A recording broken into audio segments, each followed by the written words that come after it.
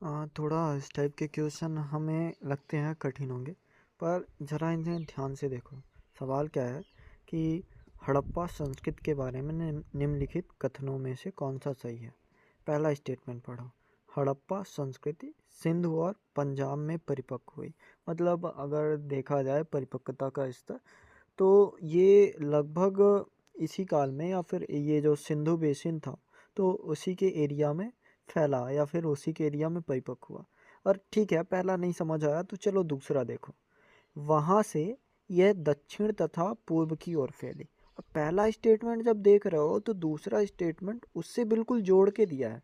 तो अगर जोड़ के नहीं देना होता, बिल्कुल अलग होता, तो मतलब पहला गलत होता।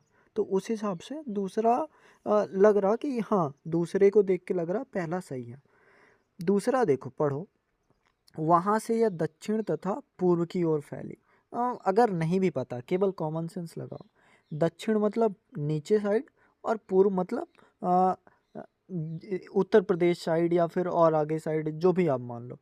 तो वहाँ पे आप एक तो ये सोच के देखो कि पाकिस्तान के अलावा हड़प्पा संस्कृति मिलती नहीं। तो अगर ये पश्चिम में फैलती, तो पश्चिम में तो हमें समझ नहीं आता कि कहीं पे ये अफ़गानिस्तान या और कहीं फैली हुई है। तो ये चीज़ हमें समझ आता है कि पूर्व तो फैली होगी। दक्षिण की बात करें तो ये जब नीचे की बात करते हो, कोई चीज़ जब विसरित होती है, फैलती है, तो नीचे फैलना काफ़ी आसान होता है।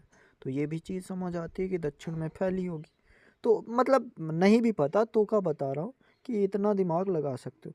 तीसरा, इसके द्वारा कवर किया गया बड़ा क्षेत्र मिस्र और मेसोपोटामिया से बड़ा था। तो ये तो मतलब एक कॉमन सेंस है कि अगर ऐसे क्वेश्चन आए हैं और इंडिया में आए हैं, तो मतलब थोड़ी तो वैल्यू दी ही जाएगी तभी वो क्वेश्चन आएगा।